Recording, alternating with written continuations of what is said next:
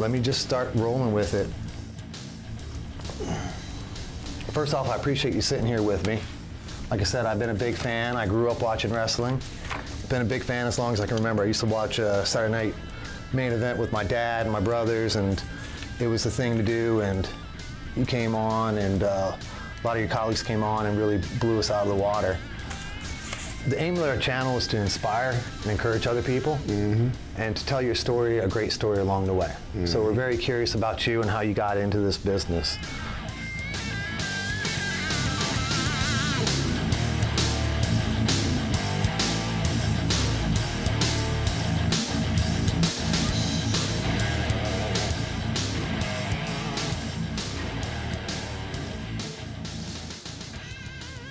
Well, take me back to kind of your early childhood, and take me back to the moment that you got interested in wrestling, you know, that early influence. You know, being a young kid in the inner city of Philadelphia. Yeah. Grew up right by the first Rocky movie. Right. Same place where the train used to go over. The pet store underneath the L was called, the train, and you know, back then it was, I remember when my dad used to watch wrestling, and it was, you know, Mario Savoldi and Dominic DeNucci and Bruno Sammartino. Yeah. And I remember, that's all I remember hearing as a kid, because I mean, I was a big baseball kid, right? Big Philadelphia Phillies fan. And I heard, you know, as I kept hearing, you know, on TV, it was Bruno, and Bruno Sammartino. So it wasn't like the wrestling business wasn't in my household or on my TV, you know, but I really didn't get into it because, like I said, I was a football, baseball guy until I got into right out of high school. Yeah. And then I started really understanding the wrestling business, you know, and I remember, geez, man, you know, as a kid, you know, I was one of those kids that was a inner city kid, not a lot of money at the time, you know, and was you know, all the all-star teams for baseball and, you know, for football and all that stuff. But then it got to be a point after we moved out of Philadelphia, you know, spent a little bit of time in Chicago, and then a couple years in Florida. My dad was a Honeywell guy, and then we moved to Minnesota. Okay. And in Minnesota, there was a famous gym that we all trained at called the Gym. Right. And in that gym, I'll never forget, I was about 18 years old. Yeah. And in comes the biggest blonde-haired guy that I ever seen in my life was Hulk Hogan. Really? Yeah. I went, wow, look at the size of this guy, man. And you know, from that point on, I was already a good-sized guy. I was probably maybe 260 at the time, maybe 265, but Hogan came in at 325, you know, and I said, whoa, he's the big son of a gun, right? Yep. So, you know, we knew of him. We knew of Jesse Ventura because we all had our very first membership at Jesse the Bobby Ventura's gym.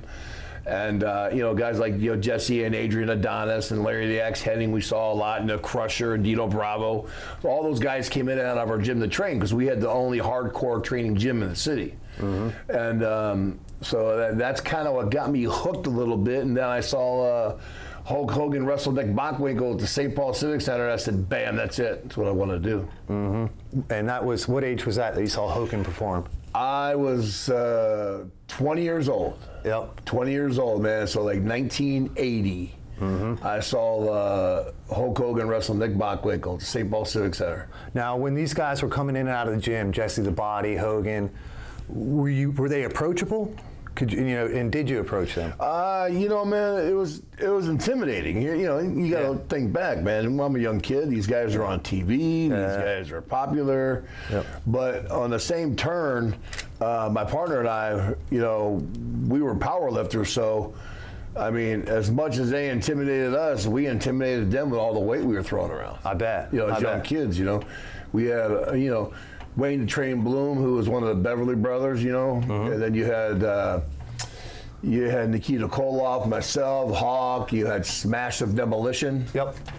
You had all these guys that were just monsters in the gym training together, and then we all decided to go through wrestling camp. Do you think that's what set WWF apart at that time, was that they had the Titan-sized talent? Well, you know, that's the nature of our business, man. It's always been about the behemoths, right? The big guys, and then the little chicken shits were always the little guys, or the heels, or you had an underneath babyface guy, a little guy that was maybe as muscular like I don't say a little guy, but like a Tommy Rich fighting against a big monster like Hawk and I, and you can't have two of the same guys in the ring at all the time. And I think that's what we find today in the wrestling business, is the guys are too similar in the ring with each other, so there is no painted picture of a good and bad, you know what I mean? And so there has to be that, gosh, is he gonna do it type thing, and there's no question anymore on who's going to win. When Seth Rollins going to the ring, he's going to win, and no question about it, he's going to win. You know what I mean? But when we used to hit the ring against guys like the Powers of Pain, two other big guys, you didn't know, oh man, who is going to win. Or if you went against a tag team that had a couple fast guys, whether it was like, I'm talking a long time ago, like Mr. Wrestling #2 and Tommy Wildfire Rich. Well, heck, man, you had two former world champions there. Can they beat the Road Warriors? There was that mystique in that story to be told, and I think that's one of the main things that are missing today. Hopefully, a lot of the companies, WWE and AEW, made changes to the guys who are writing the shows and doing the shows, and hopefully they can get it back on track. So 20 years old, you're bodybuilding, you're up in Philadelphia, PA. No, I was in Minneapolis at that time. You were in Minneapolis at that time, okay. Yeah. Okay. How do you transition from going from a bodybuilder to getting in your first match? Tell me about the first match. I was more of a power lifter than a bodybuilder. Hawk was the bodybuilder, okay? In the same sense, you're still building your body, right? So I was actually, I was a football guy. So, at that time, I was at a school called Morehead State, and I was getting timed by Dallas and Green Bay and stuff like that. After my junior year, I wanted to go try to pro football. And I had a buddy of mine, Art Meadowcroft, who was my coach at a Golden Valley Junior College when I was in junior college in Minnesota. He says, hey, I think you could play in the NFL. And I said, well, let's try it. So he was actually trying to finagle getting me a tryout with the USFL. United States Football League, and like New Jersey Generals, Donald Trump's team or something like that. That was the only team I really knew, because I knew Dr. Death Steve Williams and John Nord the Berserker. They both tried out for that team. And I wanted to give that a shot. So I was actually training for a football tryout. And I was bouncing at this bar called Grandma B's, where another guy that got into wrestling, Smash the Demolition, and Hawk and myself, and Nikita, I think, worked there every once in a while, and Scott Flash Norton worked there too. So, the bartender was a guy named Ed Sharkey. And Ed Sharkey had wrestled Harley Race. He had trained Jesse the Body Ventura 20 years before us.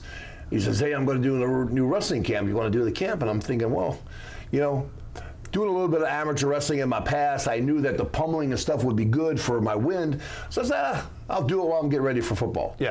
And one thing led to another, and a guy named Ole Anderson came to the camp and says, I'll take you, and you. And he took Ravishing Rick Rude and Hawk and I, and we were the first three to go. Where was this camp located? It was in St. Paul, man. It was in downtown St. Paul, Minnesota, and it was at an old church. It was crazy, man. It was like an old boxing ring in the basement of the church, and your biggest critics, man, you get to the inner city kids, they'll tell you right away if they like the crap you're doing or not. But the funny thing is with the wrestling camp, Ed Sharkey never smartened us up to tell us how to pull punches or any of that stuff, man. We were punching each other in the mouth and in the nose, and and just taking it. So Ole Anderson was a Georgia guy. What was he doing way up north there? Is he just going around the country recruiting talent? Ole was originally from Ramsey, Minnesota. I didn't know that. He's a Minnesota guy originally.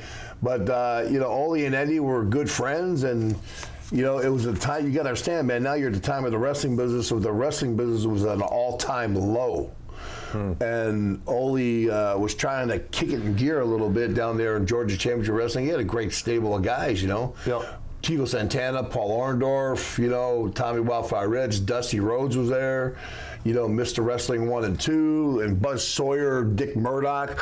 So he's trying to kick it in gear, and that's when he came and got Rick Rude and then Hawk and I.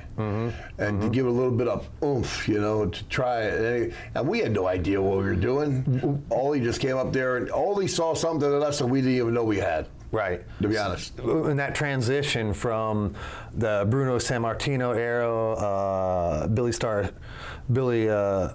Graham, and all that, and then into the young, you know, the early '80s, Hogan, yourself, Tito, Mr. Wonderful, all these folks that you named off. What do you think led to that slump or that transition? Were people just tired of the same thing and they needed something fresh, or? You know, was it every 20 years the business has to reinvent itself? What's your thought on that? Well, man, business goes in waves. Yeah. This wrestling business goes in waves, and very few entities stay as popular as Hawk and I have. Right. It's been 35 years, and you would have thought that Hawk and I wrestled yesterday. No shit. A lot of these talents, yeah. Yeah. So, I mean, the people still come out in droves to see us, man, by the thousands. I go to Comic-Cons all around the world.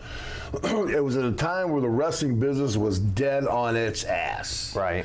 You're talking going in buildings in Macon, Georgia, to hold 18,000 people, and there would be 200 if you're lucky. Yeah, yeah. You know, you could hear a pin drop, you know, and they needed something to do to just pop it, and we just happened to be the guys at the right place at the right time. Like I said, that Ole Anderson saw something in us to try to help pop the territory a little bit, and we had no idea we didn't what popping the territory meant.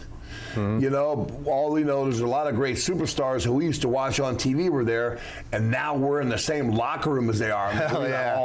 Holy shit, this is kind of cool, you know. Yeah. So it was good for us. It was cool for us, man. Yeah, so we were a part of that wave where the business was dead, and now we are a part of helping making that climb, you know. So that was cool. Right. Now that's a big change, being up in Minnesota and then coming down to Georgia. Being recruited with Georgia Championship Wrestling. How long were you with Ole and the Georgia Championship Wrestling? Man, Hogan, we were first 2 years in the business. We lived in Georgia, you know, and we did all our tapings at TBS, you know, TBS Studios there in right off of Techwood Drive there in Atlanta, Georgia, and you know, Ted Turner was our boss, and we did a lot of corporate functions where we went represented because the top-rated show on the Turner Broadcasting Network was Georgia Championship Wrestling. So we were asked, you know, Hawk and I and Ric Flair were all asked to do a lot of the private parties that Ted Turner used to have, you know, or corporate parties, and so you know we could see the growth of the NWA and Georgia Championship Wrestling growing again, you know. So it was a good time in the wrestling business, but it was difficult in the beginning, man. We wrestled a lot of times, you know, 80, 90 days in a row without a day off, you know, in a different city every night, you know. It wasn't easy, you know, it wasn't the easiest thing to do. And that's caravan from city to city with the same group of guys? We had 1 week in the Ohio Valley area and 1 week in Georgia. Right. We would fly into Columbus, Ohio, rent cars, and go to Huntington, West Virginia, to Cleveland, Ohio, to Toledo, Ohio, to maybe Canton, Ohio, Dayton, back into Columbus, wrestle Saturday twice on Sunday, fly back out Sunday, you know, and then, or Monday, be ready for TV, then do another week of Georgia. Yeah. And then that, you know, get ready to film TV that Saturday and bam, right out again, you know. So it was hectic nonstop. So where did you go from there? I've got NWA written down. I've got American Wrestling. I got New Japan. I got so many wrestling associations. I couldn't tell your story. Well, we went from Georgia Championship Wrestling to the AWA. Okay. That was Vern Gagne's territory, located in Minneapolis, and that was great for us because Minneapolis was like our second hometown. You know what I mean? Yeah. So it was great. You know, Hawk had went to high school there, and I went to high school there, and that's where we learned how to train and lift weights and do a lot of stuff. It was kind of funny, man. A lot of stuff we would say in interviews to people, we would say to guys in the bar that were giving us crap, you know. right. We would cut a promo on the guy before we were getting ready to smack his teeth in or kick him out of the bar, you know. So it was like second nature to us. You know, even when Ole Anderson first came in, I was throwing some guy out and he landed on Ole's shoes pretty much. I said, excuse me, I didn't even know it was Ole Anderson. Yeah. You know, I just said, hey, come on in. Yeah. You know, but that's the way we did a lot of things up there, man. It was just. Was that a different day and age? I mean, now it seems like you offend somebody in the bar and it's assault and you're in jail for 3 months. You know. Man, but back then, what are they going to do? Sue me for what? Sue me for nothing? I mean, not sue you, but incarcerate you, right? Yeah, they're going to incarcerate you for throwing someone out. Yeah. They can't do that, man. You know, if someone, listen, your security in the bar, if someone steps out. Oh, yeah, you were a bouncer too. Yeah, if someone steps out, you got to step them back in. No, that makes sense. You know? AWA had a lot of the same talent. They seem like they pillaged or pilfered the talent. WWF pilfered the talent from AWA, Hogan, yourself, countless others. Why was AWA not a success the same level that we saw the WWF, now WWE? Well, you know, you got to understand, man, back in the early 80s, AWA was on an equal playing field with WWF. Okay. You know, WWF was on the USA Network, and AWA had the highest rated program on ESPN. Okay. You know, Vern Gagne got the guy together with a guy named Eddie Einhorn, who owned all the College Football Network. Mm-hmm. And Eddie Einhorn and George Steinbrenner did a lot of stuff with Major League Baseball together. And so George and Vern got together, and they did a bunch of stuff here where we used to do filming at the Showboat Casino in Las Vegas, where we used to film our TVs there. And the AWA was hot and rocking, man, for a couple of years. We stayed there for a couple of years. It was every bit equally as good as the WWF. I've watched a lot of it. It was great, and that's why I'm wondering why. You had a lot of great wrestlers. Well, Vern Gagne, although one of the greatest payoff guys in the business, he couldn't let go of the very, very old school style wrestling. Right, he wanted a technical wrestler. Yeah, man, he was more of a technical guy, and guys like Hawk and I came in there, and then, there was a lot of resentment there. Here goes two big muscle heads. Thought that all we know how to do was smash mouth, but little did they know that we could freaking go and wrestle too. Okay. But we never had to show it very much. Now, going against a technical team like the Four Horsemen and Midnight Express, we showed it a little bit more. Yeah. Or when we wrestled Rock and Roll Express one time, we showed it a little bit. But when you don't have to show it, you don't show it, because that's not our gimmick, right? Right. So, but yeah, man, it was the AWA was good. That was with the AWA. Vern Gagne had gotten Hawk and I our very first trip to Japan for All Japan Pro Wrestling, and as soon as we got our foot in the door in Japan, and Paul Ellering had told us months before that, he goes, "You guys are going to be huge in Japan." No shit. And we said, "Well, we'll see, man." And we had no dream we would ever go to Japan. And next thing you know, Vern got us booked in Japan. I'll never forget it. Our first match over there was a 2 out of 3 falls match, and I looked at Hawk and I said, 2 out of 3 falls? We never did 2 out of 3 falls ever. And it was against a guy named Jumbo Tsuruta and Riki Choshu. Okay. Two guys that one wrestled in the Japanese Olympics, and one played on the Olympic basketball team for Japan. We said, man, we're in the ring with 2 Japanese Olympians, man. This is awesome, Yep. Tore the house down with them. They were the champs, and we tore the house down, and ended up after both falls, left them laying, and we ended up being strong. And from that point on, we never looked back. And we spent a lot of time in Japan working for Japanese, and then after we did our All Japan thing, man, we went back to the AWA, and then from the AWA, we went to the NWA. See, we would go in and out. We were the only team that can go in and out. We were working for the AWA and still do shots for the NWA. Paul Ellering was our legitimate shoot manager, and he would book all our events for the year. So we would do the AWA, then maybe spend the summer in Montreal working for the Rougeaus up in Canada, and then go back to the NWA, then go to Japan. And so you never really got burnt out in one area. You had plenty of places to go. Amongst working for like Joe Blanchard down in San Antonio, and Don Owens in Portland, Oregon, or go down for Carlito Colon down in Puerto Rico, and we were all over the country, man. So all over the world, actually. So, and it was pretty cool, man. It was awesome. Who was your biggest competitors or challengers in the AWA, or some of the more memorable matches? We wrestled Sergeant Slaughter and Jerry Blackwell. Yeah. Jerry the King Blackwell from Stone Mountain, Georgia, was 450 pounds, man. We wrestled Jerry and Sergeant Slaughter. We wrestled the Crusher and Bruiser. who were like synonymous for the big tough guys ever in the AWA. Yep. You know, remember getting in the ring with Crusher and Bruiser, and the very first move we did to him was a press slam. Yep. Hawk press slam one, I press slam the other. Damn. That pretty much took care of that, right? So, but yeah, it was the Long Riders. Yeah, yeah. You know, Bill Irwin and Scott Irwin, wrestled them. You know, the Freebirds. You know, so been a part of a lot of great events in the wrestling business. And then over in Japan, it seems like Japanese culture really loved the American wrestling. How did they let you go or go back? Or you said you were booked all over, which was very unique in that time. How did they not wrangle you down to stay in New Japan? Well, we were in All Japan first. Okay. And then the All Japan Pro Wrestling sold us. Giant Baba, New Japan Pro Wrestling paid that company, we found out afterwards, to borrow us.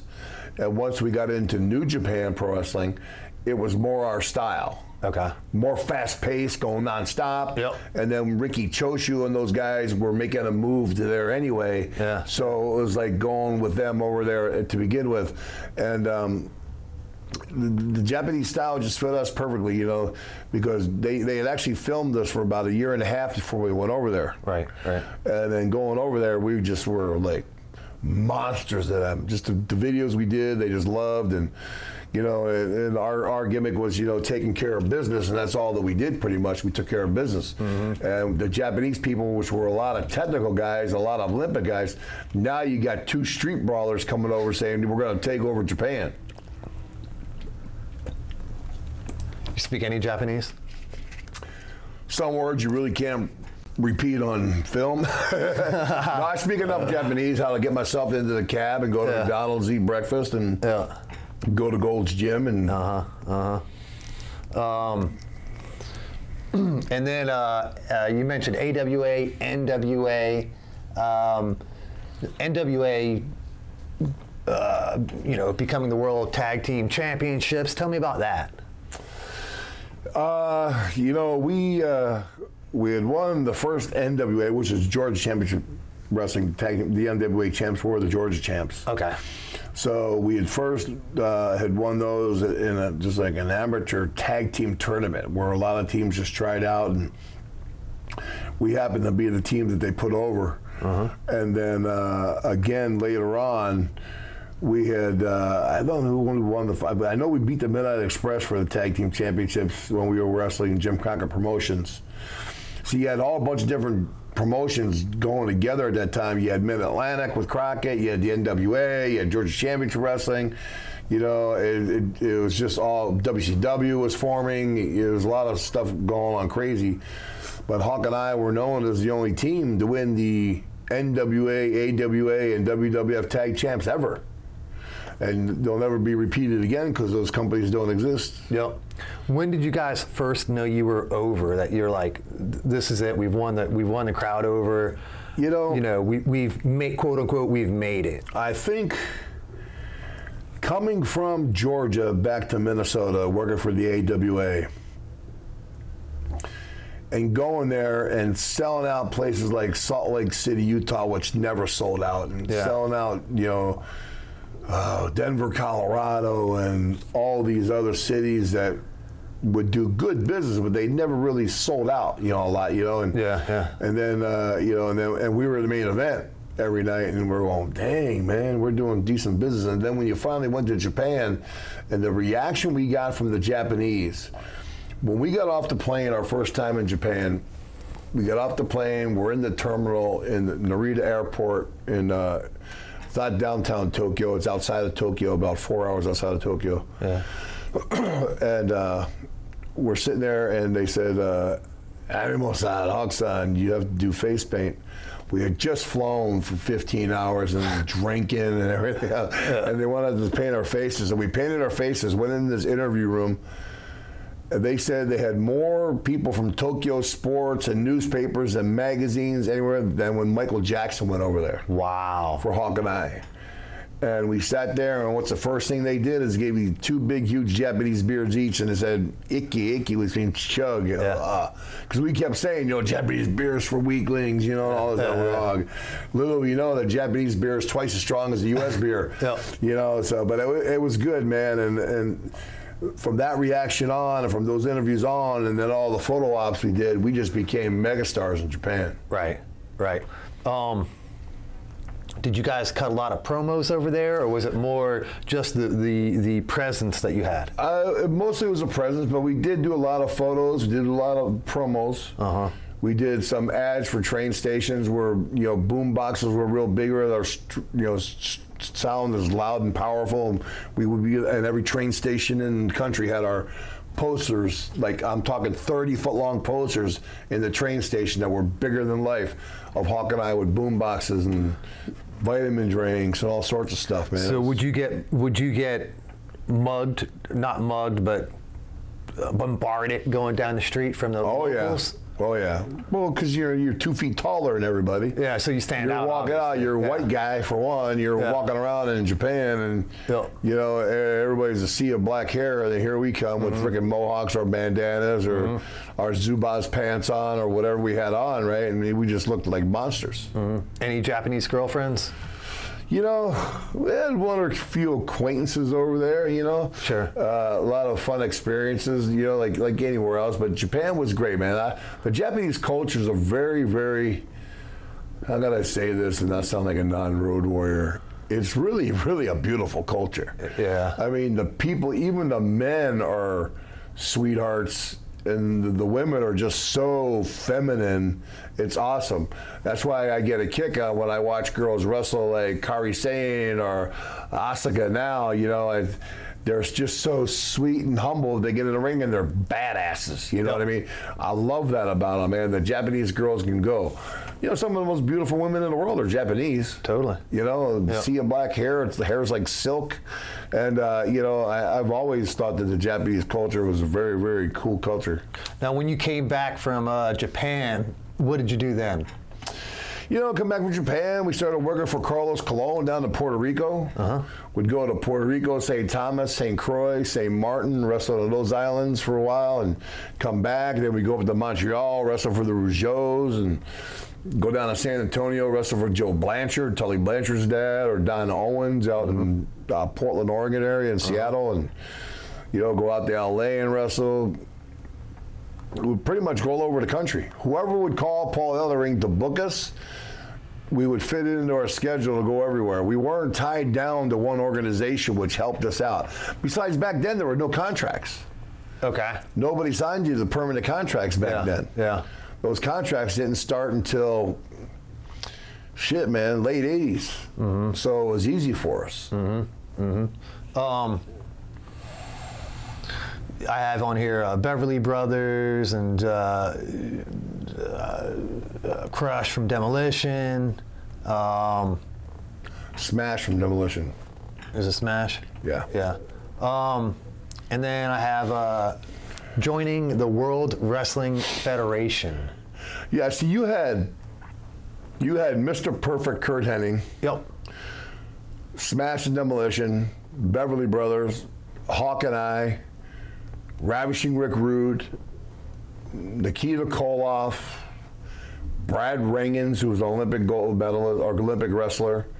He would have won the gold medal if Jimmy Carter didn't boycott the Olympics, where he got hosed over. You had who else, man? Chris Taylor was another Olympic wrestler that was wrestling for the AWA. You had all the AWA guys, Jim Gagne or Jim Brunzell, Greg Gagne, that were a great tag team in the AWA. So a lot of great athletes, a lot of great wrestlers come out of the state of Minnesota. Tell me about wrestling against the Powers of Pain, because they seem like they were a great adversary to put against you guys. They were, but very seldom did it work out where you have 4 big, muscular guys with a similar gimmick in the ring. The only thing that was different with us is that we were so aggressive and street fighter type that even when you put us against 2 other big guys, you very seldom found 2 other big guys like Hawk and I. Because there's a thing in our wrestling business what we call the it factor. Yep. I remember, I'll never forget when I was in their building when Randy Orton had his first match. Mm-hmm. And I told my brother John, who was working with WWF at the time, I said, John, this kid's got the it factor. Mm-hmm. Can't take your eyes off him. Just something about it. Yeah. Just something about a guy like that. And Hawk and I, we had that it factor with the way we wrestled and our promos and our entrance and our aura and our attitude. And that's why we've had a lot of imitators, no duplicators, because you can't duplicate that something that comes around once in every 200 years in pro wrestling. Like a Gorgeous George, like a Bruno Sammartino, like The Rock, and Undertaker. You'll never ever be another Undertaker, Very seldom can you redo something was so historical in our business. Yeah. When did you guys first put the spikes on the shoulder pads and embrace that look that we all associate you with? We had a company, Zubaz, that had athletic zebra print clothing that you see at all the sidelines or in the stands at NFL football games or Major League Baseball or all the collegiate sports. Yeah. And as we're doing the company, we had a deal with a guy named Jim Kelly and Dan Marino. Yep. 2 quarterbacks in the NFL, and we paid them to wear our stuff on the sideline. Yep. To endorse our product. In doing that, the equipment manager for the Miami Dolphins at the time was a guy named Bobby Monica. Well, his brother Ted ran Power Protective Equipment, shoulder pad company. I got a wild idea in my head after looking at the first Road Warrior movie, and the heel on the movie had black shoulder pads, which he cut off half the pads. He only had half on his body. I'm going, shoulder pads, man. But they were hockey pads. I'm going, well, what if I got a pair of black shoulder pads from football? And they didn't even make black pads at the time. So I scratched up a bunch of the plastic and put a bunch of primer on there, and I spray painted a couple pair of shoulder pads black. Yeah, yeah. And then I had a friend of mine that worked at Honeywell that I knew from the years that worked at the lathe shop and made me, I said, hey, man, can you make me a bunch of 8-inch spikes, 6-inch, 4-inch, 3-inch, 2-inch, all the other 1-inch spikes? Yeah. Just make me like 100 of them and let me play around. Yeah. So I sat in my garage for a while, and I'm looking at these spikes, and I'm thinking, okay, I'm going to put this size here, here, here, and I just kind of went at it with my drill and drilled out holes, and next thing you know, the spike shoulder pads came to life. Yep. Yep. That's how they got made. Literally got made in my garage in Minnesota, believe it or not. Yeah, that's infamous. And they're synonymous today, man. You even have the last Ring of Honor pay-per-view, you had Marty Scurll and PCO. And whatever the guy Brody guy's name is, dressed up like Hawk and I were, not the face paint, but the spike shoulder pads, paying homage to Hawk and I, which is the biggest compliment. I mean, those guys were Road Warrior fans when they were younger. And I talked to PCO afterwards. He goes, oh, man, it was just dedication to you guys out of respect. We love you guys. So, which is really cool because people all know they're going to get that Road Warrior pop. The only problem is when the guys do that, the fans want to see me come out there sometime too. No shit. And when I don't, they kind of go, yeah. Because they start chanting LOD or Animo or whatever, Yeah. So you kind of got to give it back to them a little bit. That's why I think whether it's WWE, AEW, Ring of Honor, Impact somewhere, man, one of those companies, I'm not just saying me, but something that I've achieved in this business doesn't come along that often. And one of those companies, if those guys will let their egos aside and let some of the guys get in there and train and help run their companies, we would have 5 major companies right now doing great business. But there's all these egos get involved, and this guy doesn't want to let this guy get in here because he may take his position. Who cares? It's about building the product, right? And I got over 30 years of main event knowledge in my brain cells up here, and I'm a coach at heart. I've done pretty decent at coaching. You know, my daughter skated with the U.S. Women's Olympic Hockey Team. My son James played 8 years in the NFL, and you know, I was able to coach other guys and other great athletes to do a lot of great things in life. So I'm a good teacher in that aspect, and I love that part of the wrestling business. Have you thought about opening up your own wrestling organization and or gym? I thought about doing wrestling gyms, about franchising it out and calling it Power Slam University. You know, made by Road Warrior Animal. You know, and do Power Slam U. And I'm working along with my attorney right now, trying to find a location in St. Louis to do the very first one. But you got to have location, you got to have rings, you got to have training center, you got to have the whole work set up, man.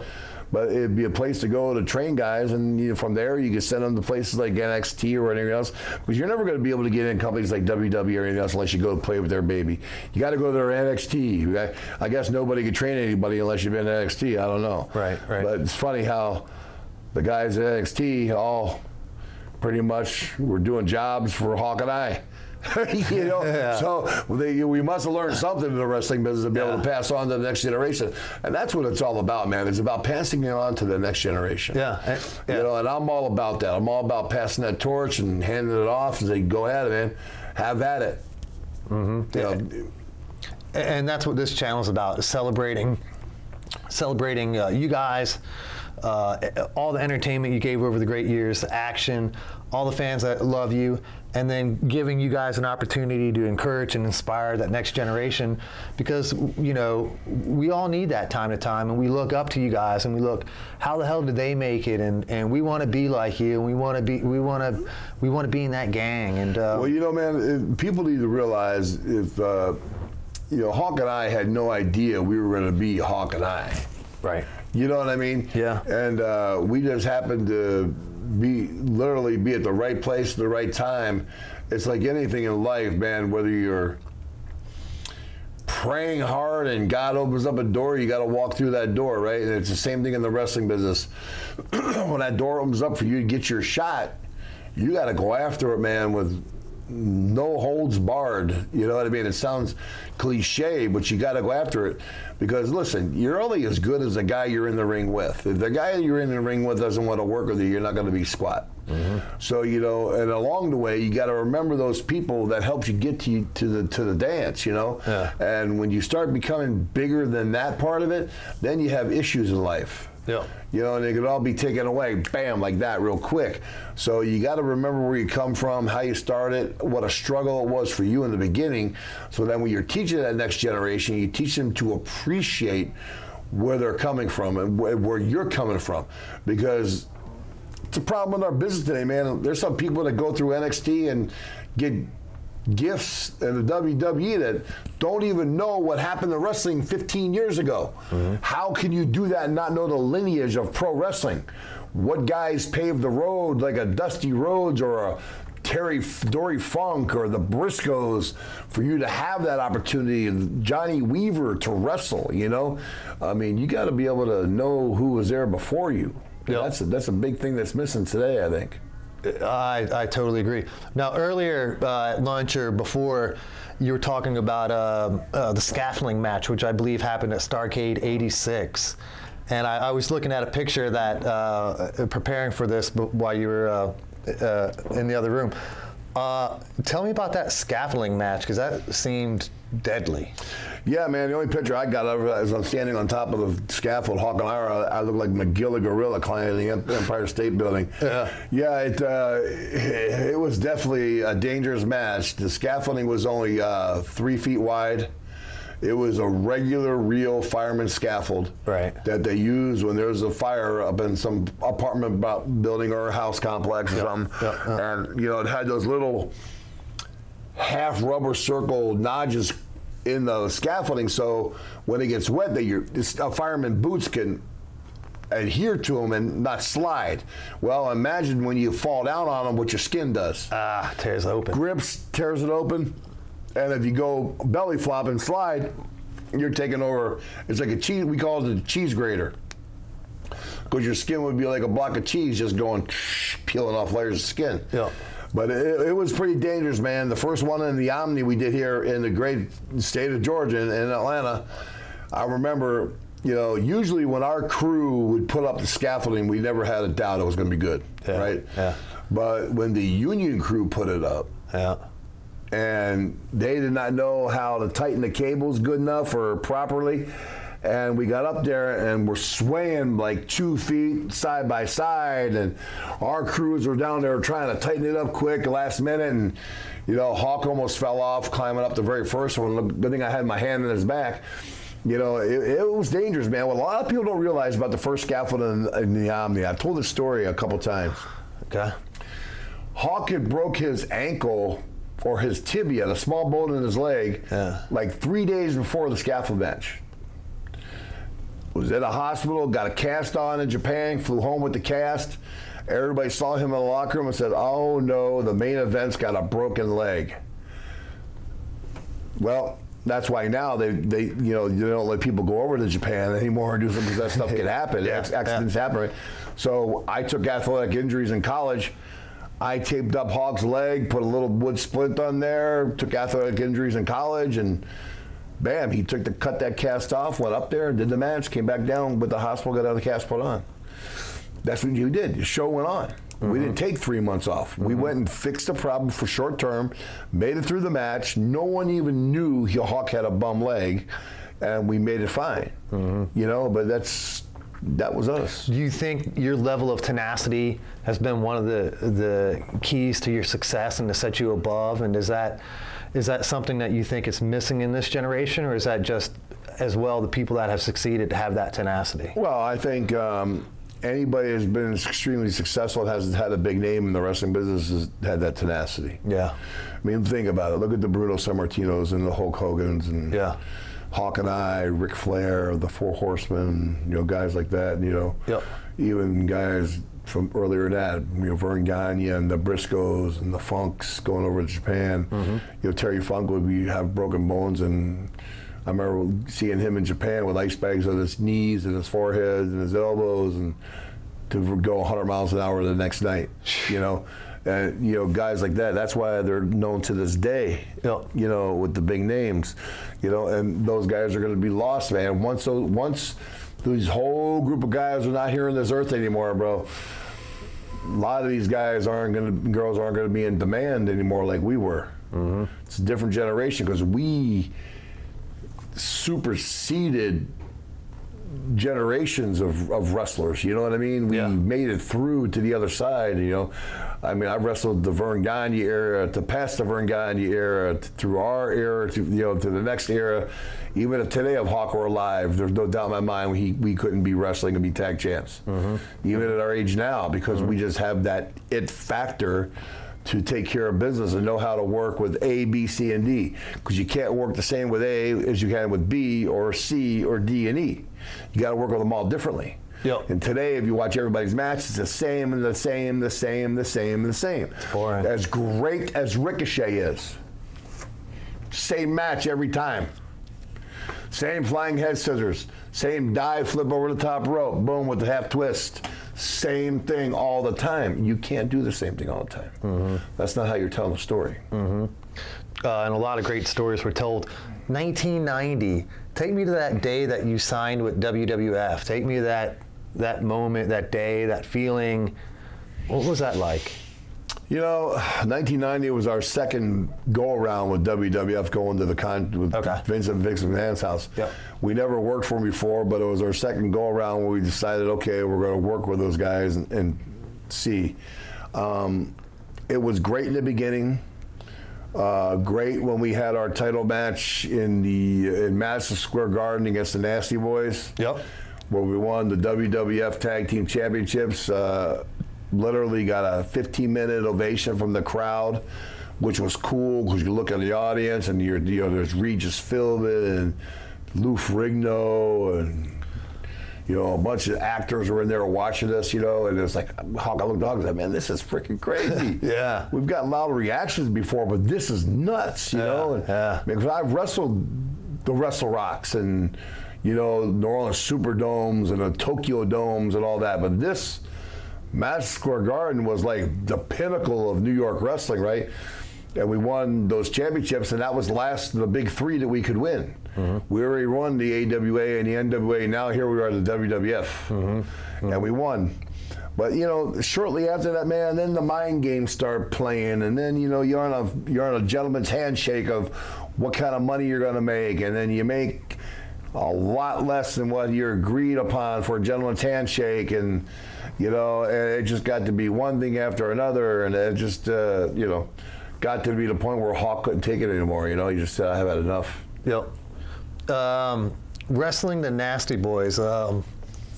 They seemed like they were over back. Obviously, they were tag team champions. SummerSlam 1991. Yeah. Take me back to that match. I was never really a big Nasty Boy fan, but I was a big Road Warrior fan. So obviously, it was no surprise to me when you guys won that championship, and that was really the peak of when I was watching WWF. You know, from '84 to about '93 for me. Take me back a little bit of that match. What was the preparation like for that? You know, Nasty Boys are probably two of the most underrated wrestlers in our history of our business. Okay. Probably one of the best heel teams ever. Rugged, rough, strong. Yep. Which guys like that brought out the best in Hawk and I. Because they were big and believable, and they could look and they would stomp your ass if you weren't ready. Right. You know, and so it brought out the best in Hawk and I, and the fact that, you know, they come from Slavic backgrounds, which I'm Slavic, I'm full-blooded Lithuanian, so I knew the areas in the country in Allentown, PA, where they grew up, because being Pennsylvania guys too. And the Nasty Boys just brought it with Jimmy Hart to the ring, and so getting ready for those guys, man, it was like, you know, we'd step up our training in the gym, get ready, because now you're having to slam 320, 325 pound guys, man, big guys. You know, Sags is deceivingly big. Sags is, you know, 6'5", 325. You know, he was a big man. You know, so you had to really get ready to get ready to roll, you know, with those guys. But man, we had great matches with them though. Got in the ring and it was always explosive. We had a lot of Chicago street fights with them. Yep. You know, I mean, if you watched the match in Madison Square Garden, man, Sags is grabbing a bucket full of drinks with ice and water in it and slams it on Hawk's back. We had the megaphones, we had chair shots, we had belts, we had everything. Everything but the kitchen sink in there. You know, if that was there, we probably use that too. You know, but it was a great match, man. And of course, they had one of the greatest managers ever in the history of wrestling with them too, Jimmy Hart. Oh, no doubt. And, you know, so I mean, so it made it an easy match. Yeah, I love Jimmy Hart. And I grew up in New Jersey. I didn't grow up far away from there. So in the 80s and early 90s, there was nothing bigger than wrestling. Oh, yeah, man. Well, you know, my grandfather had a house in Seattle City, New Jersey, right by Wildwood. So when I was a kid, we would go down there every summer. And spend 2-3 weeks at a time down there in Seattle City. As a matter of fact, I just got a text from my uncle saying he was going down here this 4th of July weekend down to my cousin's place in Seattle City. So yeah, it's I spent a lot of time in Jersey, man. I got relatives still in Cherry Hill and Maple Shade, New Jersey, and stuff like that. So I know the Jersey area very well myself, man. But wrestling on the East Coast and like Jersey and Philly and New York it's huge. You know, Delaware area, it's even monsters. Now. It's well, they've always been big, man. You know, they've always had a lot of small territories that have stayed alive. You know, I know Frankie Goodman from up in New York runs a lot of shows in Jersey. So does Samu and Afa, you know, the Wild Samoans, and from the Samoan SWAT team, they run a lot of stuff in the Pennsylvania area too. You know, but man, Jersey was a hotbed. Now, sitting down with Eric Nelson, I had him as a guest on my channel some time ago, and he was telling me about the different flavors throughout the country and the different styles. And certainly, you've performed all over the country, all over the globe. Have you had to tailor your act to a certain region, or do you just go in there and you give them what you got? You know, well, we always gave them what we got, and it all depends on the heel we worked with. Right. if you're in there with a good heel, you can pretty much, work to their pace, however they want to do the match. So most of the time, everybody knew what we needed to do to get over, so they would take care of it pretty well.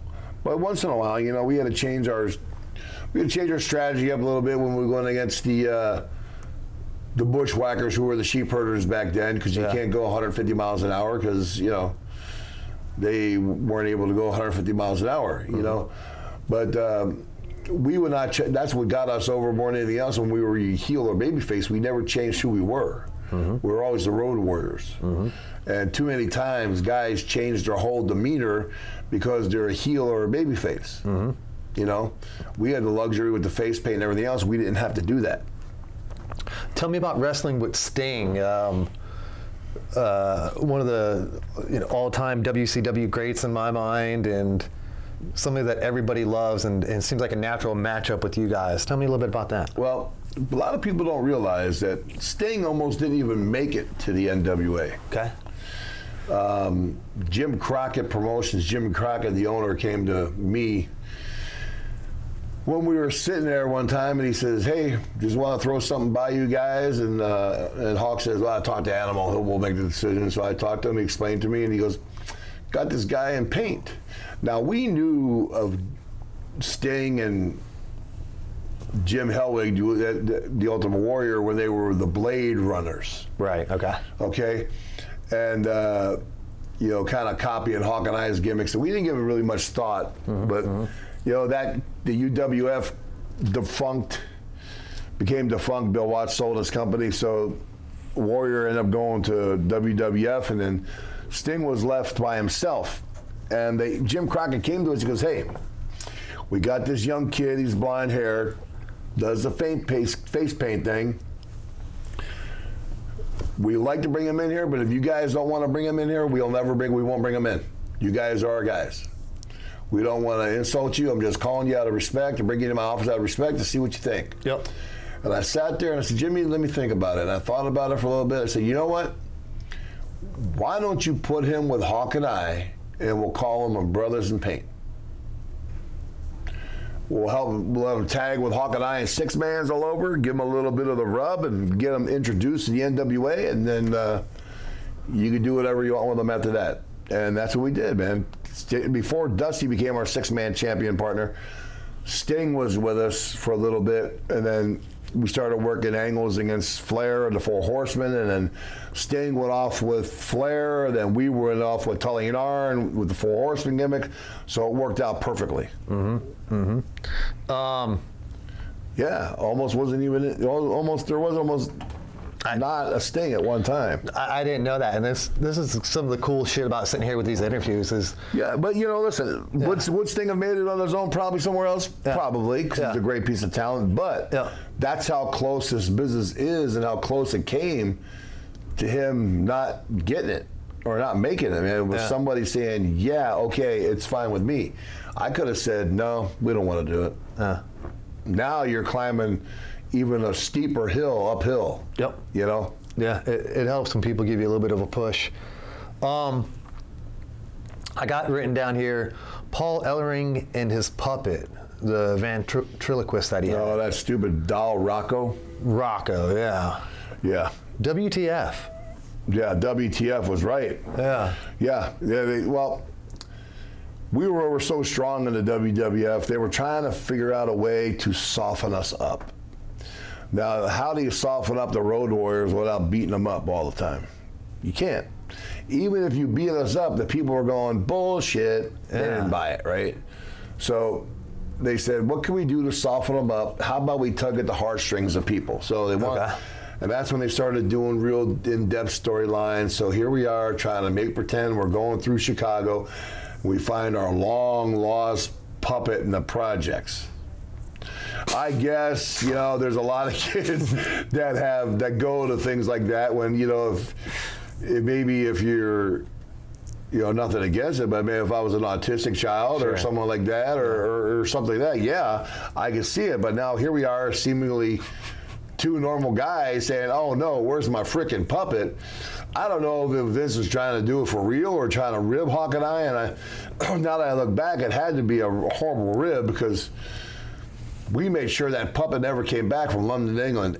At all, ever. So is that puppet in some dumpster right now, or is he? I don't know where that puppet. In the back of some truck. I heard that puppet may be in Paul Ellering's garage, maybe. Yeah. I hope it's freaking at the bottom of a burnt wood pile. To be honest with you, because I hated that puppet idea.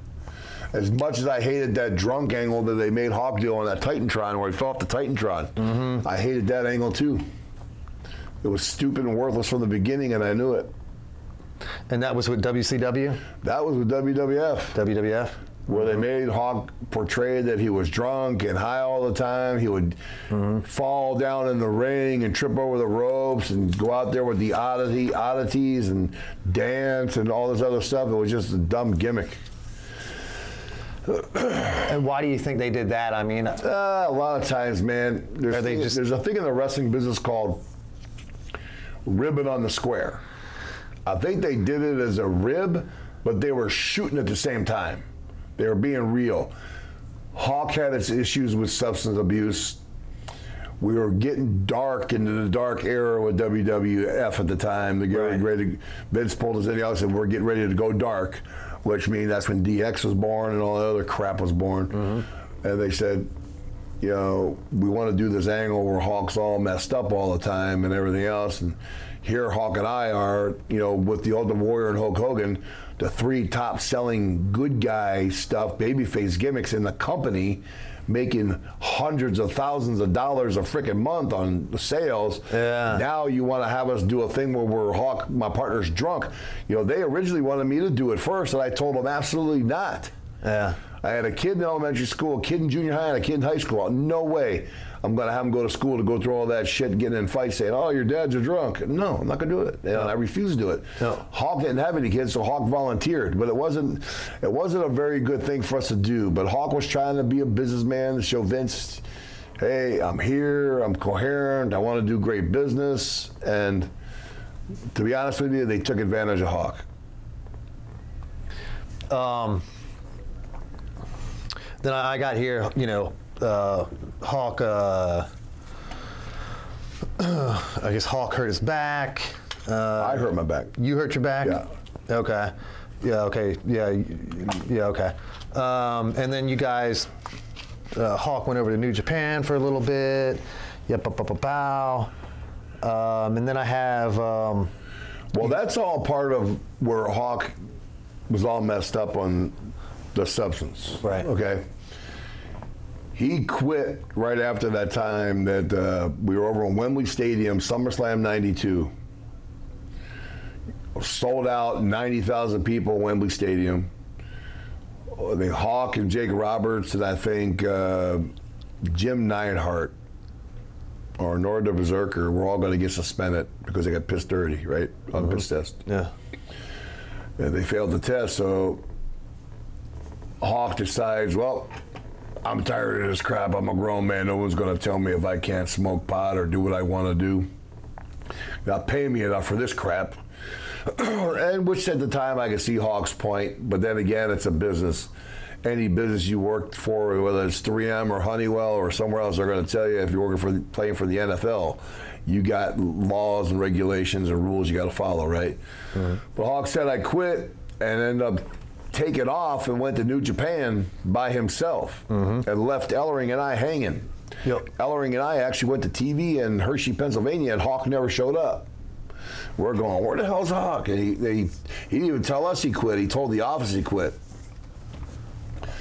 So Hawk wanted me to go with him, and I said, no, man, I'm finishing out the dates with WWF. I don't want to leave here and be a businessman. I want to leave a bad reputation. I want to leave on a good reputation. And Hawk quit and went to New Japan. In the meantime, I was finishing out dates for WWF in Japan, and that's when I ended up, I was working against the Beverly Brothers, and I herniated 2 discs. They gave me a double suplex, so, you know, I had a good disability policy, so I took a couple years off. And at that time, you had been already wrestling with Hawk for, what, 10, 15 years? Oh, yeah, at least. So you had to be certainly shocked when he didn't show up. And oh, we were pissed when he didn't show up for TV, man. We were really, literally pissed. You know, we were hot. We said, what an insult. How could you treat your partners like that? Because I would have never done that to him, ever. Yep. You hurt your back. You take a couple years off. Yeah, Japanese office is blowing up my phone. When can you come back? When can you come back? And I made him wait. I made him wait for it. I said, I'll come back when I feel like coming back. You know, I was in no hurry to come back. I didn't need to come back. I made just as much money or more money sitting with a disability policy than I was if I was on the road wrestling.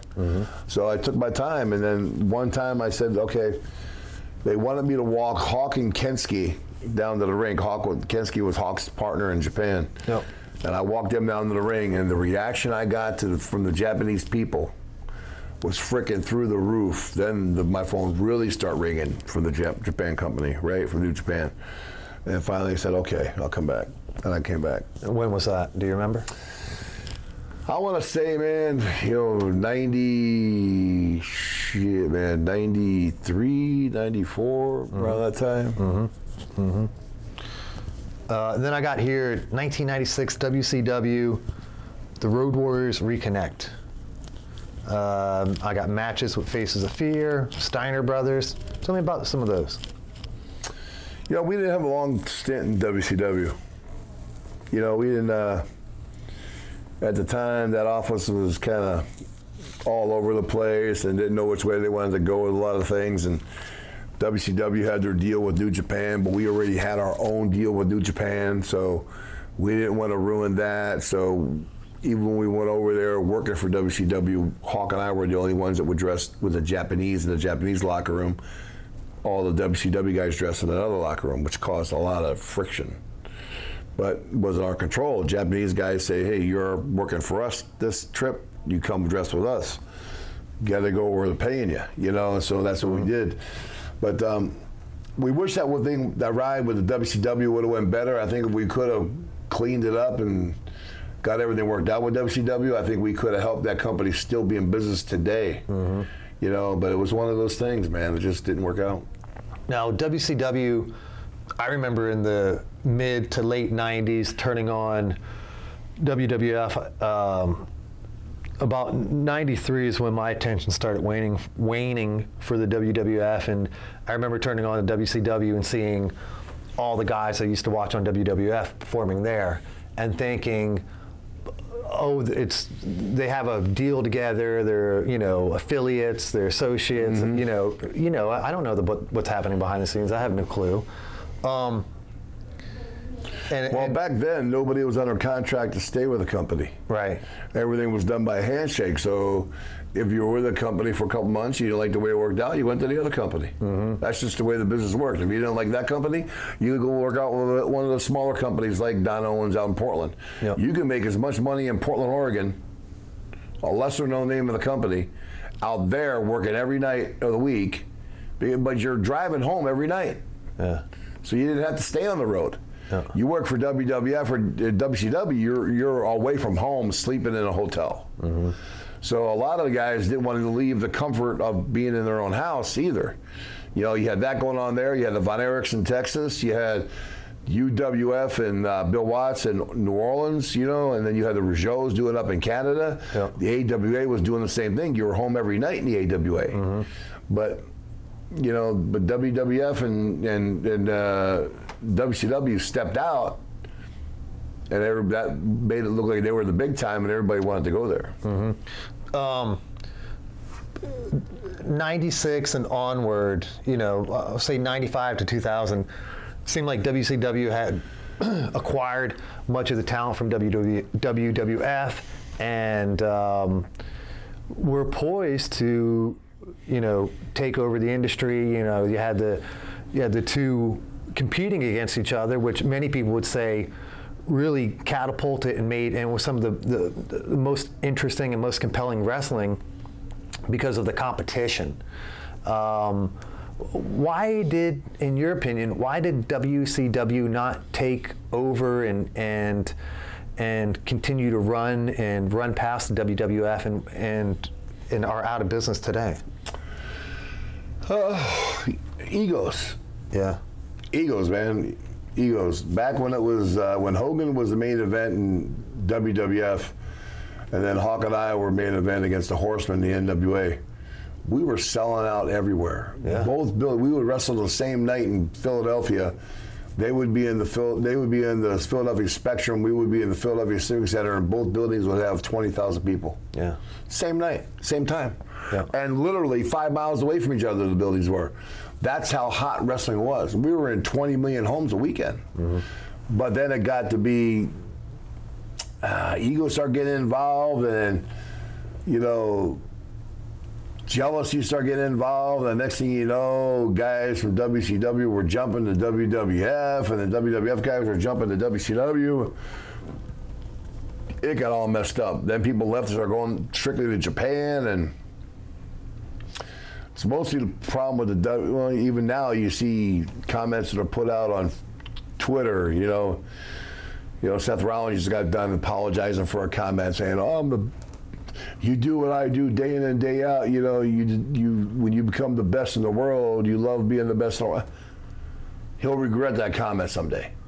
You don't go around telling people you're the best in the world. You show them. The people know you're the best in the world. You just show them you are. You don't have to tell them. Yeah. When you figure you have to tell them, then you got an issue. No shit. Steiner Brothers. Tell me about wrestling them. Yeah, they were great because, you know, two amateur wrestling icons, you know, and which is, they weren't much different than wrestling anybody in Japan. Mm-hmm. Steiner Brothers were two great athletes. We wrestled them in the AWA, wrestled them in the NWA, wrestled them over for New Japan. You know, Hawk and I and Kensky wrestled the Steiner Brothers and Scott and Norton in a 6-man over there, which is probably one of the most physical, best 6-mans you probably would ever seen in your career, in your life. It was once in a lifetime match, and it was freaking awesome. Yeah, two great guys, man. We wrestled the Steiner Brothers in the final match for the Jim Crockett Memorial Cup one year. Yeah, two great guys, man. Yeah, totally. What about, did you ever wrestle Randy Savage and his younger brother Lanny any? Never wrestled Randy, man. I don't know if I wrestled Lanny either. I think I wrestled Lanny when he was with the Beverly Brothers, maybe, when he was the manager, when he was the genius. Yeah. I don't think I ever wrestled Lanny in the ring. Maybe once or twice, not much. Now, they had quite a run with their father in the, was it IPW? Yeah, Angelo, and it was IPW, I think. Yeah, that was Jeff Jarrett's company down there in Memphis, Tennessee. Hawk and I only went in and out for Memphis, man. We would either wrestle Austin Idol and Jerry Lawler or the Fabulous Ones. We really didn't wrestle anybody else but those guys. Hawk and I were the heels brought in to fight the good guys, and you know, but Memphis at the time, man, was so far ahead of its time production-wise. Yeah. I remember going to the ring and all the lights being shut off and nothing but black light strobe lights playing in the arena, and here Hawk and I came in, man, and I saw the video of it. We looked like a couple of gargoyles. Yeah. Like big demonic gargoyles in the ring with all going like this, and it's all and strobe light. It was phenomenal. Yeah. I tried to get someone to recreate that entrance a bunch of times, and nobody could ever recreate it, man. Memphis just had it down. Go ahead. Well, we went, you know, one time we wrestled Jerry Lawler and Austin Idol. Now, this is right after Jerry Lawler is hot off Johnny Carson with Andy Kaufman, you know, breaking Andy Kaufman's neck on TV. And then we go into Memphis, and Memphis wrestling was down a little bit. We come in there, bam, next thing you know, we sold out. Like the next 4 or 5 months we went in there, you know, with Jerry and Austin Idol, you know, and Jerry Lawler and Austin Idol were the two top guns in that company, you know. Yep. It was awesome. Continuing on with WWF, some of the other guys that stood out to me, obviously, Hogan. Did you wrestle against him any? Yep. Pro Slammed Hulk Hogan in Tokyo Dome. Cool. Yep. I had to feel good, huh? Oh, yeah. I was probably maybe right before Hawk died, man. I think probably late 90s, 2000, maybe. We wrestled Hogan and Tenryu in Tokyo Dome, and you know, funny story about that. They originally came over there, and Jack Lanza was the agent and won it. Said, Hogan's going to get Hawk on his shoulders, and Tenrયુ's going to come off with the clothesline and do your guys' finish in Tokyo Dome. I said, absolutely not. Yeah, that ain't happening. Because why not? This is Hulk Hogan. I said, yeah, what are Road Warriors? Yeah. Over here, bro, we're just as over as Hulk Hogan. And we were, you know. And don't get me wrong, Hogan had some great matches with Antonio Inoki. Hogan was over. Hogan, let me go one thing clear. Hogan has been the man, will be the man ever in this business for single wrestling. Yeah. But tag team goes, we kind of had the corner market on tag team wrestling. And that was the first time and only time I ever refused to do anything with WWF. I said, no, man, we'll do a DQ, but he's not going to beat us with our own finish. Yeah. That ain't happening. Yeah. That ain't happening. For a tag team, were you guys featured on the most magazine covers of any tag team? Because when I knew you were coming in town, I tried to get some memorabilia to get signed, and I had no problem finding magazines with you on the cover. It seemed like it was easier to find you guys not on the cover than on the cover. Yeah, I think one time we were probably on every magazine that ever came out for about 10 years. You know, somehow on the cover or somewhere. Yeah. Yeah, we were tag team of the year freaking 5 times, and tag team of the decade, tag team of the century. You know, so it was, we got a lot of accolades, man, that were pretty good. You know, we're in like, I don't know, 6 different Hall of Fames. For pro wrestling, you know, different states, some different parts of the country. I know we're in the AWA and the WWF and the Pro Wrestling Hall of Fame it's down in Texas now. It used to be in Elizabeth, New York. So we've been blessed, man. We've done a lot of good things in the Iowa, the Dan Gable Hall of Fame. Yep. You know, which is another good one to be in there because Dan Gable was a hell of an amateur athlete, Olympic wrestler. You know, he was head coach at the University of Iowa for a while. Yeah, man, we had a lucky and blessed career, man. How did that feel in 2011 when you got inducted to the WWE Hall of Fame? You know, it felt good, man. It was felt like the final stepping stone. The only thing missing was Hawk wasn't there. Yeah, man. You know, and we were doing the Hall of Fame speech, and Ellering pulls out Hawk's action figure and sets it on the podium. Yeah, I lost it right there. I started crying like a baby, man, because, you know, but you could feel it. You had 20,000 people chanting, Hawk, Hawk, Hawk, Hawk, you know, right there, you know, then and there, you know. And, you know, of course, they had writers there, too, with the speeches and stuff. And Ellering and I never even looked at what the writers wrote. Took that speech up, folded it in our pocket, and just went out there. Some of the other guys that stood out to me, like King Kong Bundy, Andre the Giant, did you guys wrestle against them? Andre was our partner against Demolition. We helped Andre, and he was getting jumped by Demolition all the time. Bundy, wrestled Bundy a bunch of times. Bundy was another big guy that can go. Oh, he was awesome, yeah. He was great. Chris was a great wrestler, man. Good guy, too. Yeah, he passed away this year. I was so close to having him on. Yeah, man. I was with him right before he died. I did a couple appearances with him. He was there, and I was so shocked to hear when he passed away. I was crying like a baby. I plan to put a tribute video out to him. Hillbilly Jim. Never got in the ring with Hillbilly Jim. Yeah. Now, I've done a bunch of appearances with him. Yeah.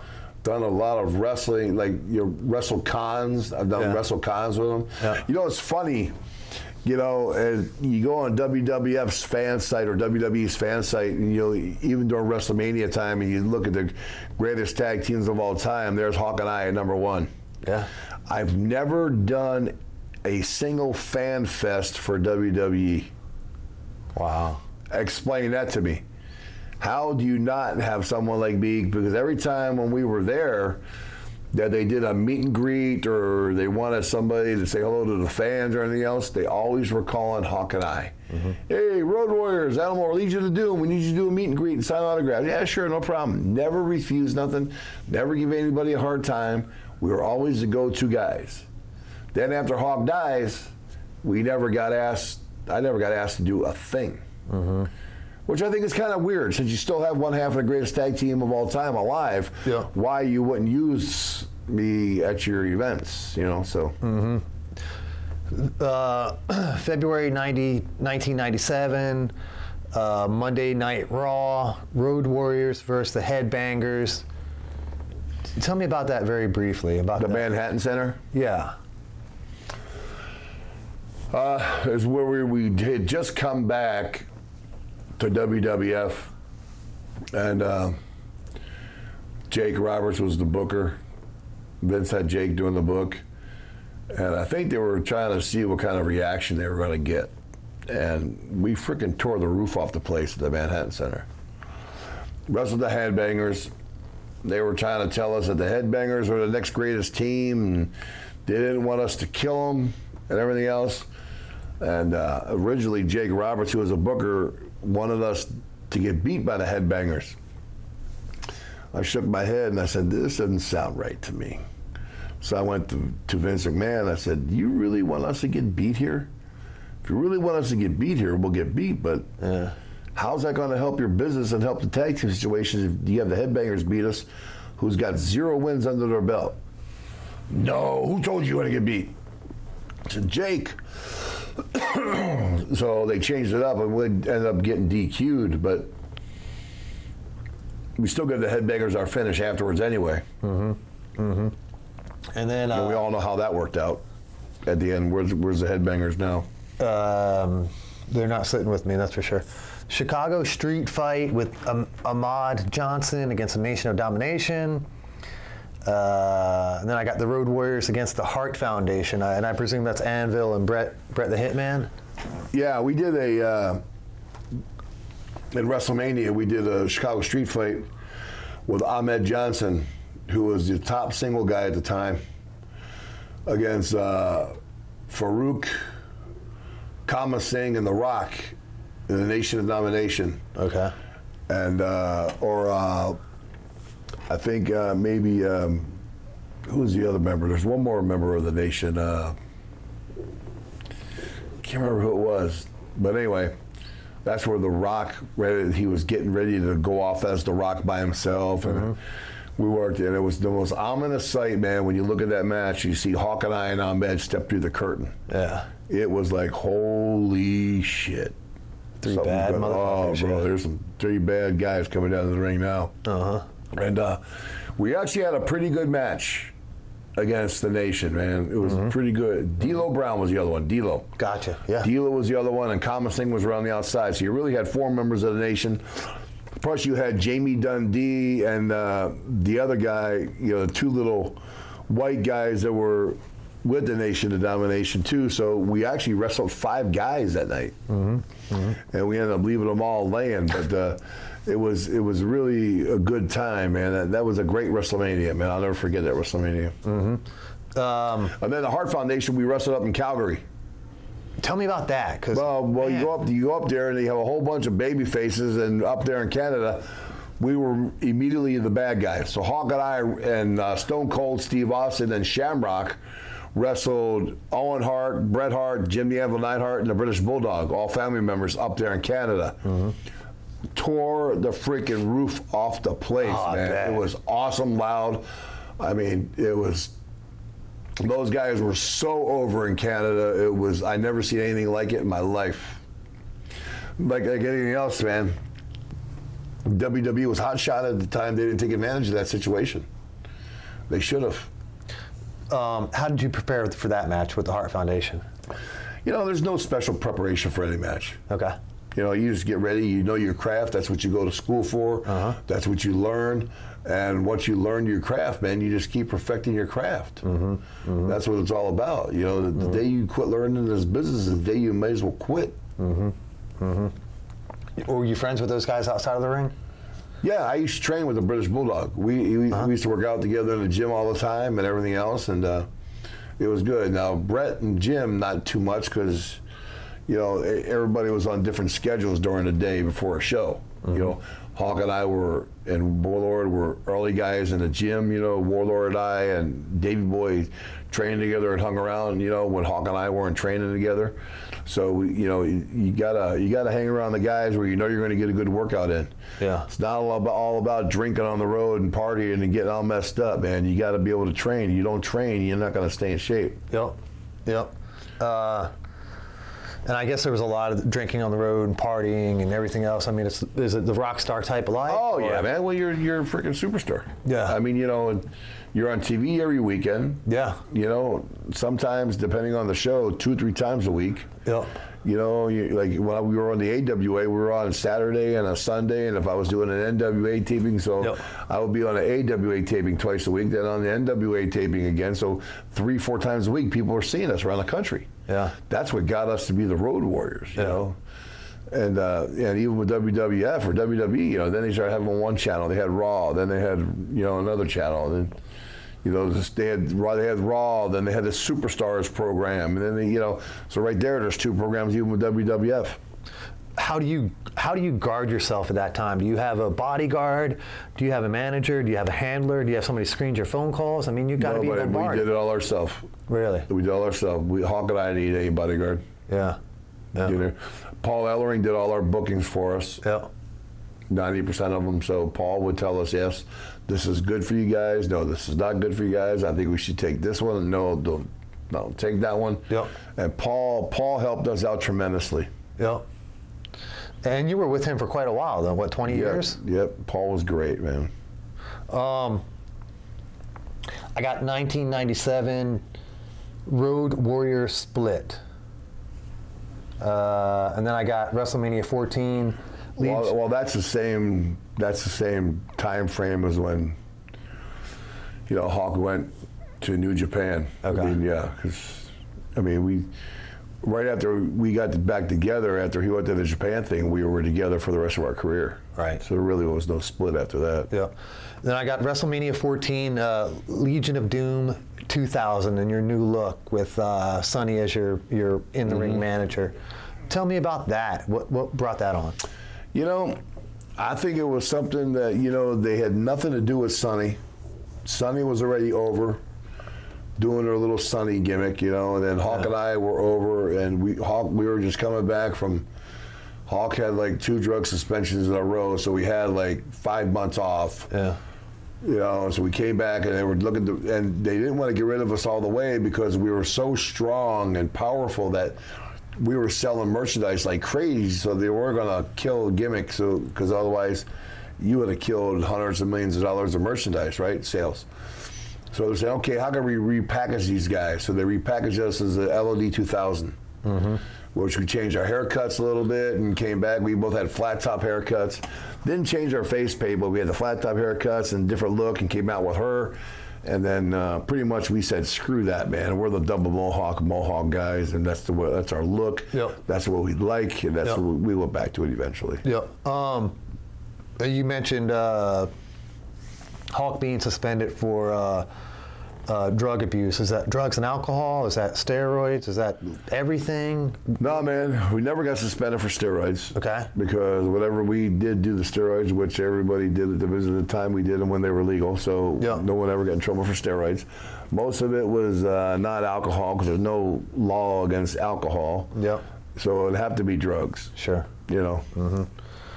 2003, Born Again Christians, and I got Ted DiBiase. Tell me about him. Well, I think people in this world give Born Again Christian thing as too much of a label. Okay. Ted DiBiase became a pastor and opened up this thing called Heart of David Ministries, and he had the Power Wrestling Alliance. Yeah. So it's a real thing, man, when you really believe in the Holy Spirit. Okay. And it's hard to explain, but once you let your guard down and look down those walls, it's not you're getting brainwashed, you really can feel it. I mean, I had done some things in the past where, you know, not proud of that. You go and you pray and you ask God for your forgiveness, man, and you want just a new lease on life to start over, pretty much, man. Let's wipe the slate clean and go. And I went to an event called Athletes International Ministries Convention in Scottsdale, Arizona. Went to the event. I said, I have to do something different for my family. Yep. So I went down there, and at the time, Ted DiBiase was already an ordained minister. And it was Ted and Nikita Koloff that actually gave me a call to go down there. And I went down there, and I said, wow, crazy. And I'll never forget, I was wrestling in Albuquerque, New Mexico. Yep.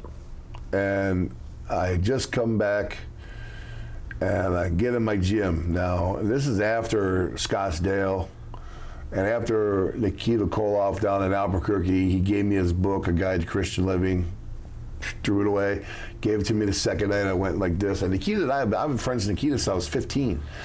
Throw away the book, and I looked at it and I read the book front to back, and I said, oh man, thanks, you know. And I said, wow. And I went from one night in the ring telling Kurt Hennig to get in the ring, I want to kick his ass. And then the second night I said, get in here, I'm going to kick your butt. Why I changed my word from ass to butt, I'll never know. So I used to like to work out when I come home from the, you know, work, flying, you know. Yep. So I have my wife drop me off at the gym, and I go to get a drink of water while I'm at the gym, and I'll turn around and there's 6 guys. There used to be a bunch of guys called the Christian Power Team. Mm-hmm. Guys that roll up frying pans and they smash through blocks of ice and smash cement blocks with their forearms. Yeah. And they were in my gym and they said, Animal, you got Jesus in your life? I said, bro, I don't know what's going on here. So not only I had Ted DiBiase, I had Nikita with the book, I have these guys in my gym. I said, someone's trying to send me a message. So I went to the event that night,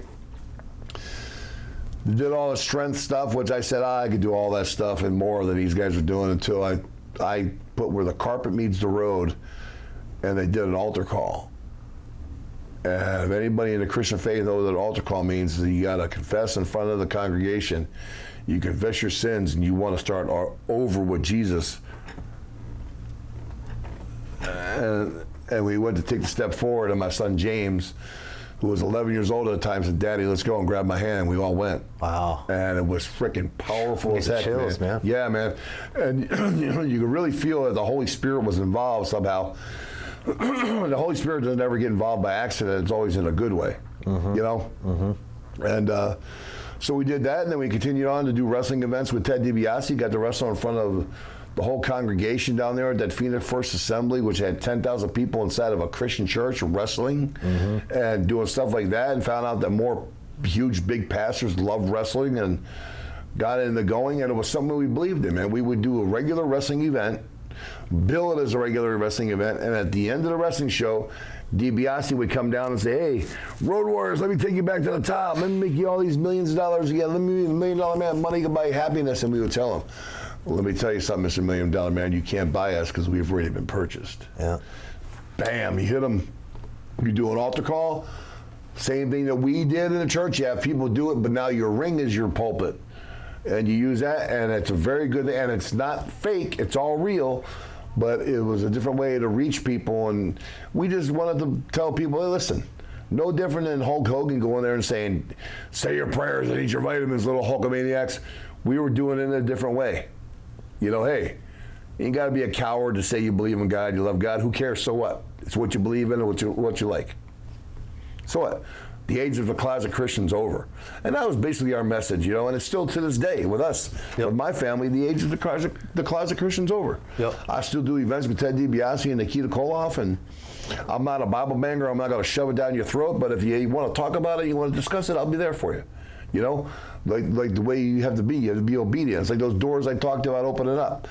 Same doors with wrestling, God opens up those doors too. You got to walk through those doors no matter how big or small, because you don't know what's on the other side of the door. That's powerful. That's very powerful. I didn't expect you to say that. Which is another reason I do these interviews, because I learn a lot, and I think people watching are going to learn a lot, and a lot of people are going to take interest and look into different avenues. I have here your last return to WWE, 2003 to 2012.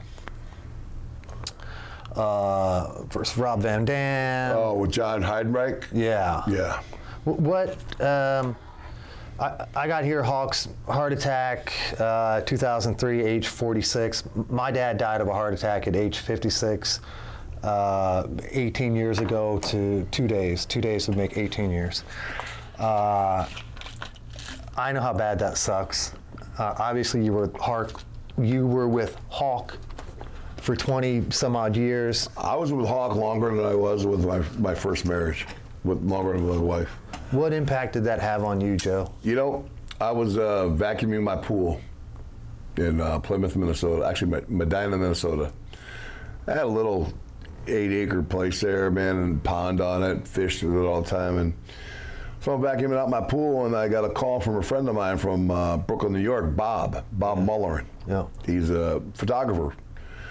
Worked for George Napolitano and the Wrestling Observer. And Bob was a great photographer, still is to this day. He takes pictures for the UK and for Japan and a bunch of stuff like that. So Bob calls me up and says, and he was real good friends with Mike, and he goes, Joe, you talked to Mike lately? He said, yeah, I just talked to him last night, which I did. I just talked to Hawk the night before. He goes, what did he say? I said, well, he was moving out of his house. He was moving off the beach into a house, from the condo into a house. Yeah. Get off the beach a little bit so you don't get sandblasted by a big storm. All the paint gets sandblasted off your house and everything else. And he was helping his wife, Dale, move into the house. Yep. And he goes, have you talked to him since? I said, no. So what was the last time you talked to him? About 10 o'clock? And he said, Joe, Mike died last night at 1 o'clock. God damn. I said, you gotta be kidding. No. And I knew right away what it was from, man. I knew right away he probably took some pills to go to sleep. And what I heard was, in talking to Hawk's wife, is that he was lifting all the heavy stuff in the house, said, hey, I'm going to take a couple pills and relax and go to sleep. I'll see you in 3 hours.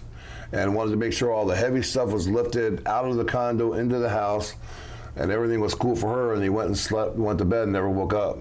And I sat on my deck of my pool, and I cried like a baby. I went, you got to be kidding, man. Then everything goes through your head. Now what am I going to do? One half of the greatest tag team of all time just died. Yeah. How are the people going to react? Are they going to still want to see me? What am I going to do? All this other stuff. And then that's when, after a few years, WWE called me up and says, hey, got this idea. Mm-hmm. The Legion of Doom is still selling so much stuff and merchandise. We want to keep that LOD train going. We tag up with John Heidreich. Yeah. And I said, and against my better judgment, man, because I didn't want to do it. But then I caved in and I did it. I said, I made it clear. I said, you will never be able to replace a Road Warrior Hawk. Don't even try. Don't even try to imitate him. Don't even try to substitute it. It's not going to work. Now, if you want to do it and have a new LOD, then I'm cool with that. Because biker gangs have guys go in and out all the time if you wanted to go that route. But they didn't cover it very well in the promos, and Heidreich worked good in the beginning for a little while, man, and then he started losing his freaking mind too, and started falling off the deep end, so then it wasn't much different than having Hawk there. So. And I got here you guys won the tag title again, so obviously you were still. Yeah, man, we beat M&M for the tag championships. But then Heidreich screwed up, and we got to drop them all on TV to the Mexicools. Yeah. Who is it?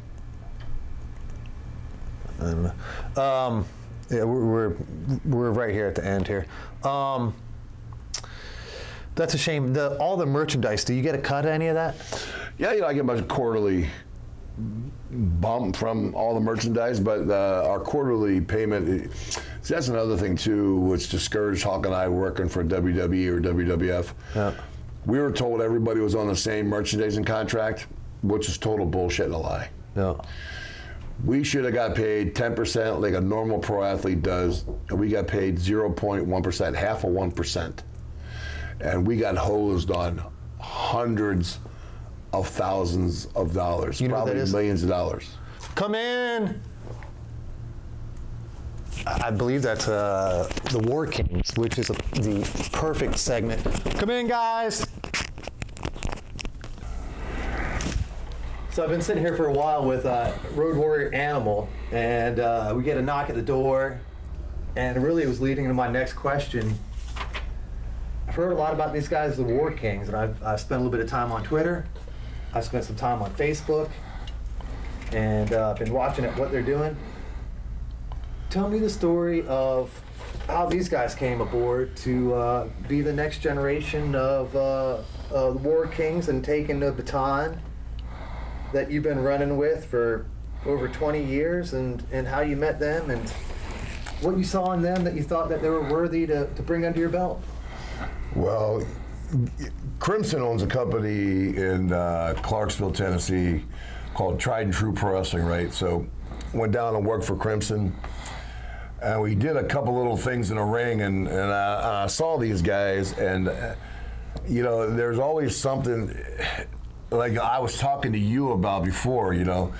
You don't even have to tell people that there's an it factor with things. You just know the it factor's there. Yep.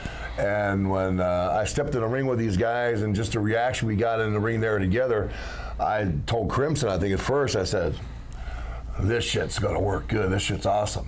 And the problem with wrestling today is that a lot of times people think, well, if you don't go through an ROH camp, or you don't go through a NXT camp, or you don't go through like the new AEW now, you're never going to make it, which that's totally not true. Mm-hmm. And now I think the best thing that's happening is that all these other companies like Crimson's company and AEW and all these companies are growing, and you know, they're all going, now they're all becoming, there's not even going to be such thing as a smaller company or a bigger company anymore.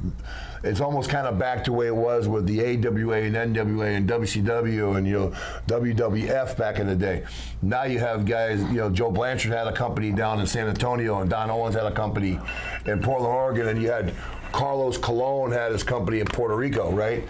So now it's all becoming synonymous with pro wrestling again. Yeah. And I think that the doors here, you know, nothing happens immediately.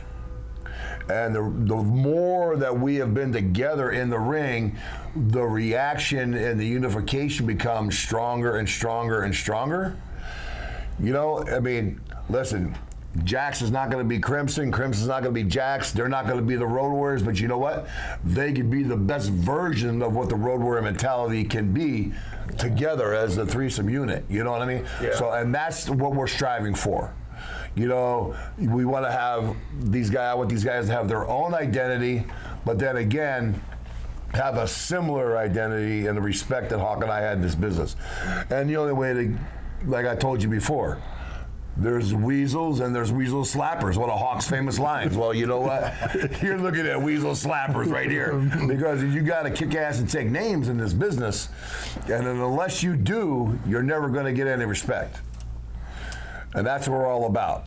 Mm-hmm. Mm-hmm. And how long have you been partnering up with these guys? Well, I don't know. How long has it been now, man? You know, unfortunately, because we're not in the same state, yep. If we could be, we'd be our weekend, probably, you know, if we had the choice. We like to be together all the time. Yep. But because of demographics and lifestyles and everything else, man, we're all pulled apart. Jax is extremely successful with his other business. He's gone. Crimson in his business. You know, yeah. I'm somewhere every weekend, but as much as we can try to get together, I mean, a rarity is that we're together this weekend. We're together in 2 weeks. We're to be together again in August. So, I mean, hopefully we can start to get together at least once a month to get some good video under our belt, because there's a lot of big doors opening right now, man. One door that we've been in before, whether it's going over to India where Jax goes a lot of times, or like Jax has been in New Japan, I've been in New Japan. New Japan door is wide open. Their business is down now. Mm-hmm. Perfect time for a great tag team to come back in there and start kicking some butt. And so that's what we're trying to do. We're trying to get that going. We're making baby steps and getting to that way. I've been talking to a good friend of mine, Sonny Ono, and working on a lot of stuff. He's got a big autograph thing that's getting ready to happen in Japan again, which gets me into the New Japan door and get to talk to Muto and a bunch of other companies over there. So there's a lot of places where we can go. It's just getting that first step in. Listen, like I always said, right, it doesn't matter how big that door is, you got to go through that door when it opens up. And as soon as that crack in that door happens for these guys, there's nothing that's going to stop them. They'll get over it themselves, man. They'll let their stuff in the ring speak for itself. Mm-hmm. Are you getting in the ring with them too, Road Warrior Animal? You know, you never know, man. If the promoter wants to pay, I might get my old ass in the ring. you know, I mean, if I want to do it, like anything in this business, I think that's part of this wrestling business, man. You're either born with the intestinal fortitude to want to do it, no matter how banged up you get, you know the show must go on. And if it takes time, if it ever took for a situation for me to get painted up and do a 6-man, I guess I'd have to go out and purchase some more gear because I got rid of all my gear to go do a 6-man, but it won't take much but a pair of tights and a pair of motorcycle boots to do it. But yeah, man, you never know. Listen, if it helps these guys get over, if I have to do a 6-man in Japan, which I'm sure that the Japanese people will want to see, then I will do it. What do you got? What do you guys? You got the July 6th with the Stranglehold Championship Wrestling Network tomorrow. What's after that? We got July 20th in Jerome, Pennsylvania for an event called Rolling Thunder 4. Okay. First time they're having a wrestling event out there against the guys that be working for Imagine Pro Wrestling. And I'm sure we'll be stopping a mud hole in somebody in that show because it's not going to be a long match, and it's going to be the introduction to the War Kings in that Pennsylvania area. Show them what a little bit of Southern wrestling is all about. You know what I mean? So, and they kicking butt and taking names.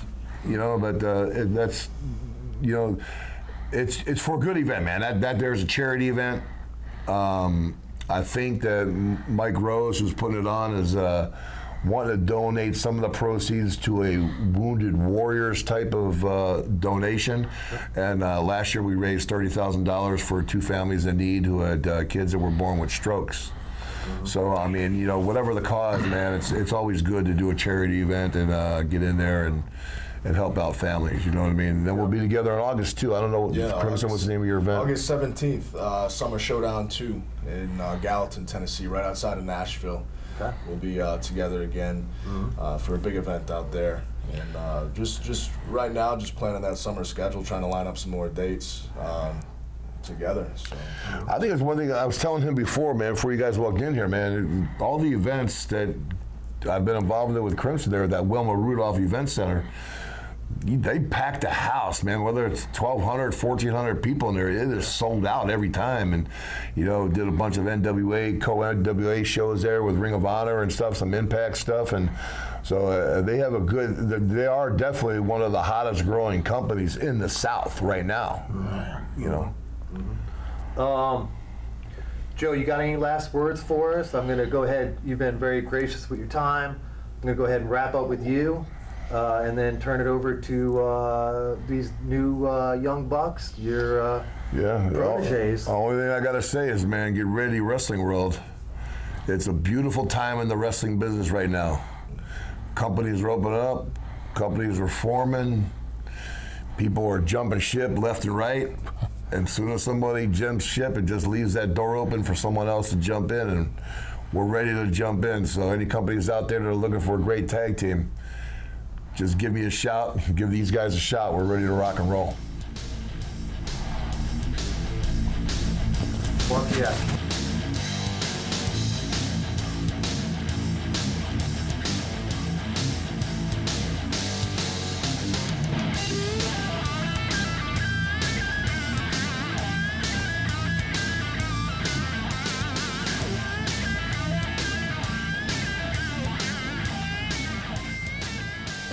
Been in here for freaking an hour. Oh, yeah, no.